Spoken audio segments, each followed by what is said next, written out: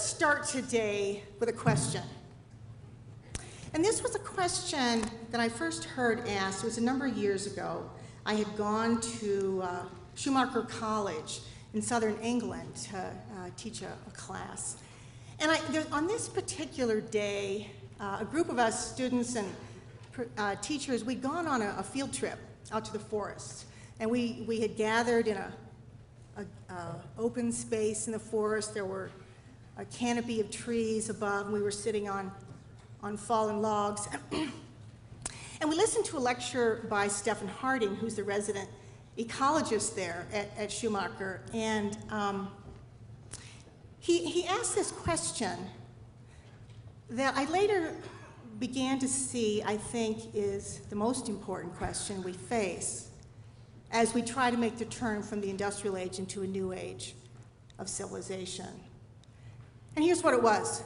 He said, what kind of economy is suited for living inside a living being? And he went on to say, he said, you know, he himself didn't know the answer, but he hoped that we would discover it, because he said the future of life on Earth depends on us finding the answer. And he looked at me as he said this, and I thought, what, me? I'm supposed to figure out, you know, the single answer to save all life on Earth. But the question stayed with me, and it took me a while to unpack it. But I began to see that I myself was asking the wrong question in my own work. I had come to Schumacher. I had spent 20 years as the co-founder and publisher of Business Ethics magazine.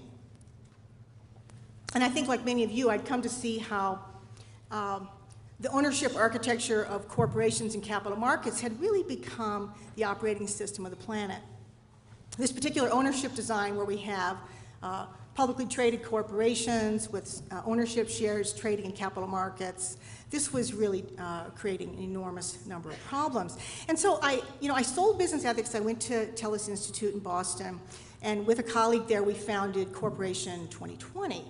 Now, we had a particular question that we were asking, which was, if the ownership and capital design of our economy today is the problem, how would you redesign it? How would you redesign corporations to integrate social and ecological aims as deeply as financial? And we gathered hundreds of leaders from business and labor and finance and civil society and law. Some of you here were there. But after that talk with Stephan, I began to see that I had the wrong question. That you don't start with corporations and ask, how do you redesign it? You start with life, with human life, with the life of the planet, and you say, how do we create the conditions for life's flourishing? It's a very different kind of question. You start with, I think, in the same way that the founding generation of America did. You start with truths we hold to be self-evident. And this is what Stephan did in that forest that day. He was quoting loosely from Aldo Leopold, and he said, a thing is right when it enhances the beauty and stability of the whole ecosystem, and it's wrong when it damages it. And I think that's exactly right. So what I've seen is, I think we face a choice today between two kinds of economies. And I don't mean capitalism and socialism. That's a kind of a dusty 19th century categorization. We face a choice between an extractive economy, which is designed to extract maximum profits, and an economy that we might call a generative economy that's designed to create the conditions for life. So after my time in England, I set off on a journey across the US and across Europe, looking for the kinds of enterprises and capital designs that were generative, that were really self-organized around life. And I was pleased to discover many, many examples all over the world. I visited Organic Valley in Wisconsin. And I sat down with George Seaman, CEO. Some of you know George, I'm sure. He's a farmer himself. Organic Valley is is a cooperative owned by 1,700 organic family farms. He's got a ponytail down his back. He was wearing crisp blue jeans that day. And George said to me, he said, you know, our company really doesn't have much interest in profits over about 2%. We'd rather give it to the farmers. And, you know, most companies like this, and, you know, of course, it's a milk and cheese company, companies like that try to pay their suppliers as little as possible. But Organic Valley aims to pay its suppliers as much as possible. And the reason is the ownership design of that company. Well, in Wisconsin, I went and I visited Minwind, which is a series of LLC companies on farmer land. Farmers there decided they wanted to put up wind turbines. They didn't want to just lease their land. They wanted to own the turbines.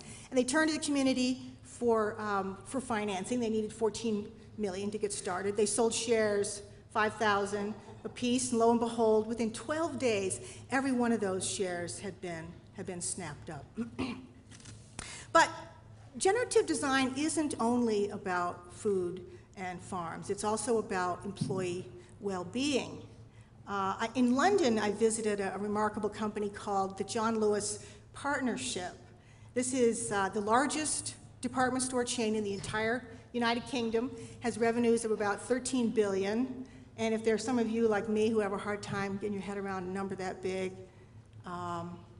it's bigger than Monsanto. About 300 grocery stores, a couple of dozen department stores. And it's 100% owned by its employees, and the stated purpose of this company is to serve employee happiness. I'd never heard of such a thing, so sadly rare in our day. I flew to London to check this out, and I see if it was for real.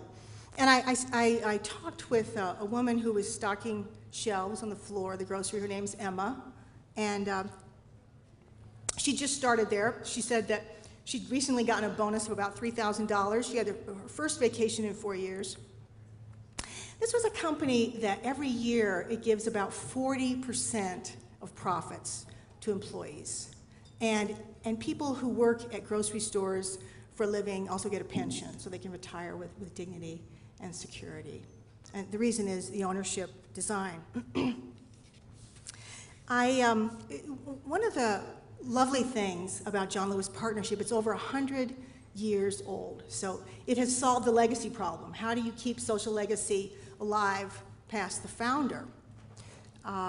It's not the only one that has done this. Employee ownership is one avenue of doing so. But I discovered another model that I call the mission-controlled corporation. And I went to visit Novo Nordisk in Denmark. This is a company controlled by a foundation. Now, it's a publicly traded company, and the foundation has less than majority shares, and yet it has controls the board through super voting shares, and so it's able to keep a living mission at the heart of this company.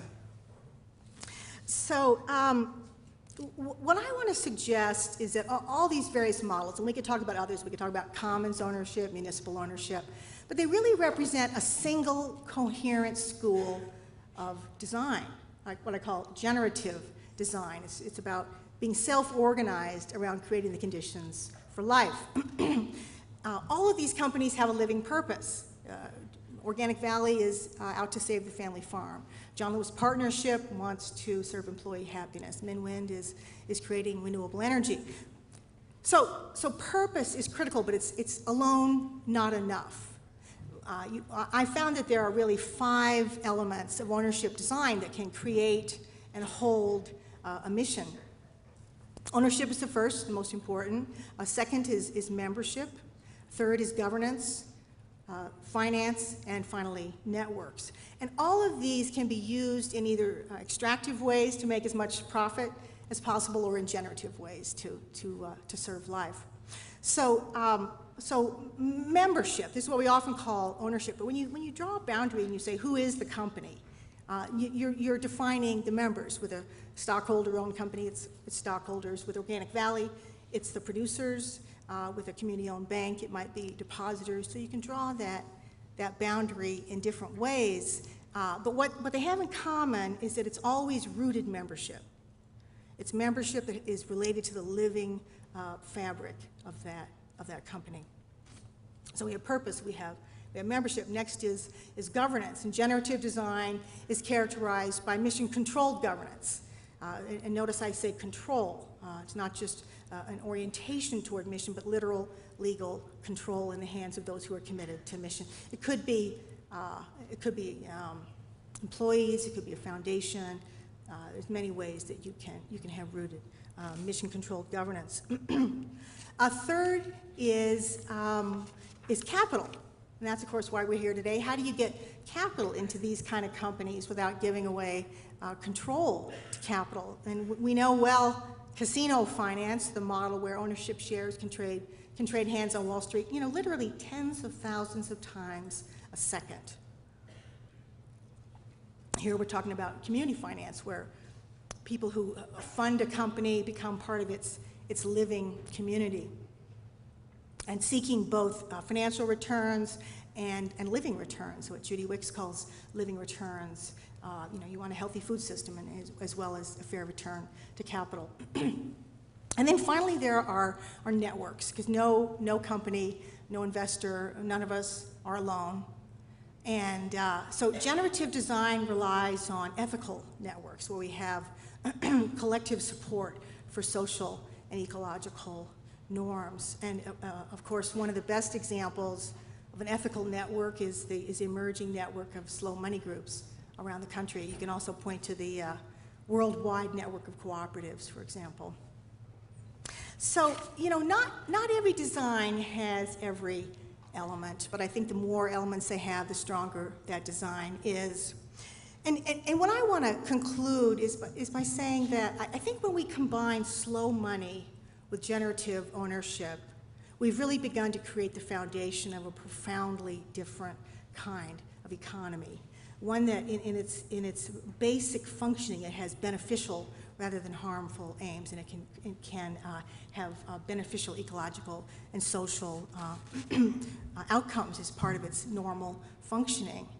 So I think that this alone is the kind of economy that might meet Stephen Harding's criteria, an economy that might at last be suited for living inside the living being of the earth.